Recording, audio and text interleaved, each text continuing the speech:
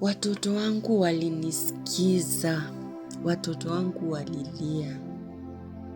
Hawakuamini kama mama yao alipitia hiyo maisha, yaani niliamua kukuwa open. Nikasema watoto wangu washakuwa wakubwa, isipokuwa my last born ni mdogo, but wananidi kujua story yangu Juu walikuwa wanashangaa mbona mama yetu anapenda kununua viatu hivyo sana. Mi nikiwafanyia kitu like nafurahia kabisa. Mimi nilikuwa naenda shuleni natamani watoto wenye wamevaa viatu sana. Hii sweta ya shule nilikuwa naona natamani na I wish.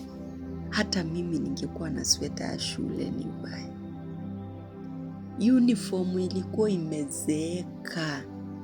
Hadi kuna teacher wetu mmoja alikujanga akaenda majuu. I think aliendanga US or something.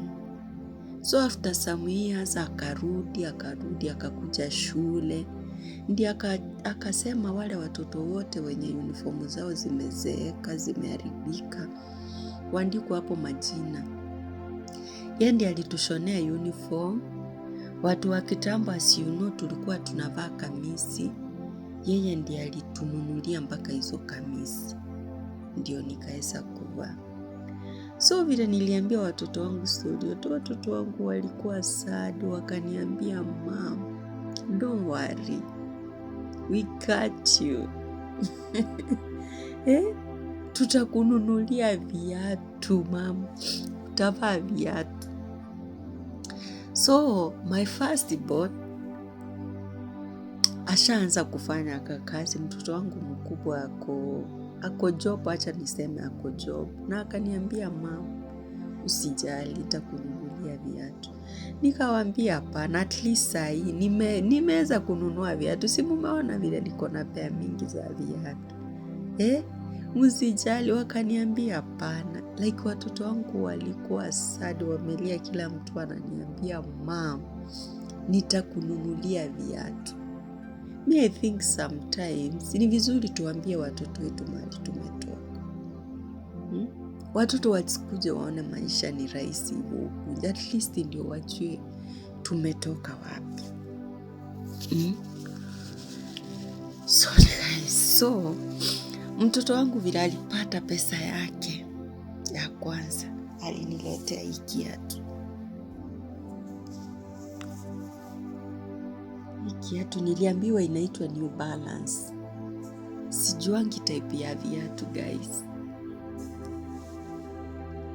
But mtoto wangu aliniletea hii kiatu akaniambia mama, nimekuletea hii kiatu nataka uvae.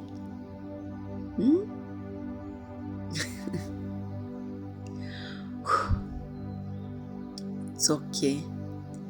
So my son akanipromise akaniambia mama, I got you. Acha nisome.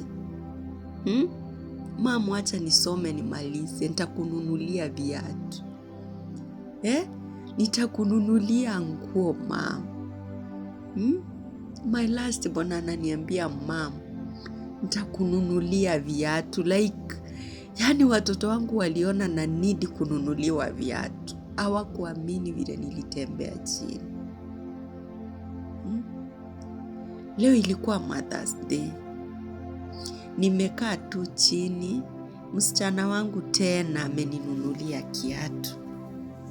Ameniletea hii kiatu.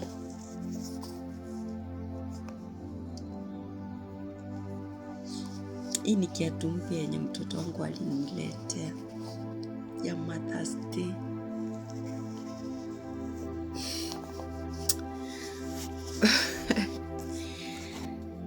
Guys, sijui niongee nini, but nashukuru Mungu sana kwa kunibariki na watoto wangu.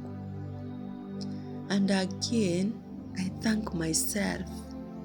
Niliweza kuambia watoto wangu kweli, at least wakajua mahali nimetoka. Wakajua vile nililelewa. Ni vizuri kushare na watoto wako. Siku yenye nilivaa hii kiatu, Ilikuwa usiku. Hii kiatu niliivaa siku ya Easter. Ndio niliivaa mara ya kwanza, vile mtoto wangu aliniletea, niliacha kwanza juu nilikuwa so emotional. Nilikuwa naona nikiivaa nikitembea kwa njia nitalia. Mimi napenda kulia. Juu hata vile niliivaa nikiangalia, si ati nalia aje, nalia juu ya furaha.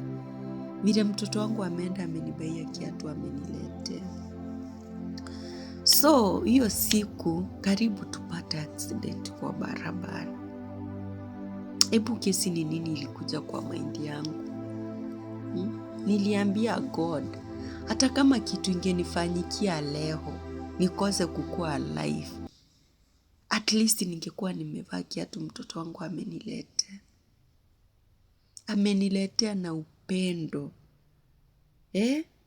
Yaani mtoto wangu ameninunulia hiyo kiatu na upendo ameniletea, ameniambia mama, nimekubaia kiatu na nitakubaia viatu mingi. Chukua ile maisha yenye ulipitia. So, kulelewa kwa familia umaskini haimaanishi ati utabaki pale pale. Hapana. Koda kuna sababu mbona sisi wengine tulizaliwa kwa familia kama hizo. Kuna watu wenye hawaelewi shida sasa hivi vile naongea. Kuna watu wenye hawajui kukanyaga chini ni nini. Wanasikianga story. But wenye tumetoka pale, tunaelewa mahali tumetoka. Ndio maana ukiona mtu akinunua hiyo viatu akivaa kila siku, acha kusema ati ako na maringo, sijui vile watu mumezoea kusengenya watu wengine. Hujui historia huyo mtu. Hujui mtu ametoka wapi. Hujui mtu amepitia nini. Ndiye avae hata hizo nguo zenye unamuona ako nazo na arudi nguo. Kama umetoka kwa shida na umepata pesa, nunua hizo nguo. Vaa hiyo kiatu mzuri. Hii ni time yako pia wewe kushine. Ukipata pesa kidogo, acha kujinyima tena. Acha kukaa kama shida yako tena. Shida tuliziacha huko nyuma. Watoto wangu walimake nikalia. Like tulilia na watoto wangu wakielewa mahali nimetoka.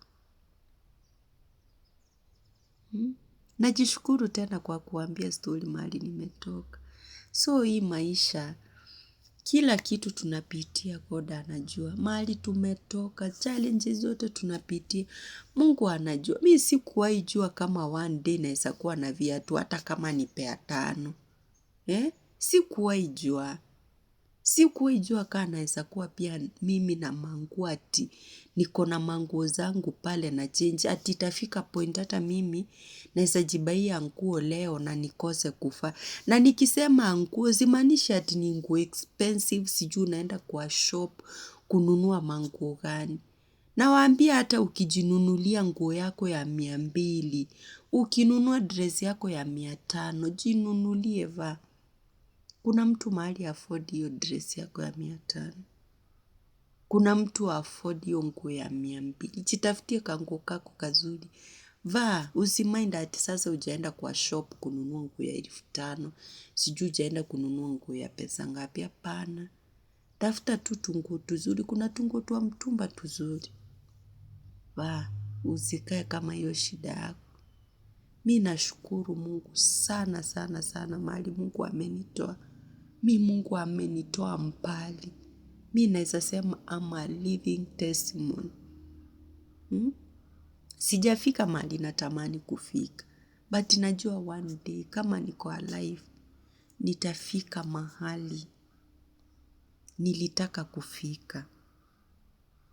Nimefanyia mamangu vitu, but na feel like bado sijamfanyia huyo mama zile vitu zenye nilitamani kumfanyia.